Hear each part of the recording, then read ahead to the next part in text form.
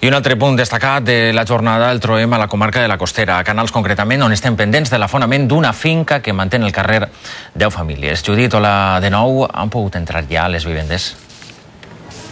Encara no, però estan a punt, com podeu veure darrere de mi, estan organitzant-los per a que puguen pujar en tot moment acompanyats pels bombers a les seues cases per agafar un poc de roba i alguns encerts bàsics per a passar. Encara no saben quants dies fora de les seues vivendes, i és que l'edifici ha quedat molt afectat després que a nit, vora les 11, caiguera part de la cuina del primer pis i travessara la planta baixa i deixara un gran forat fins al sòtan, com ara podeu comprovar. Abans que pugen els veïns, els bombers, la policia, els tècnics i els arquitectes estan comprovant l'estat de la finca, que com podeu veure ha quedat molt danyada. Els veïns es parlen de molt de soroll, d'una sensació a ahir com de terratrèmol, i comenten que afortunadament i després del que ha passat tots estan bé.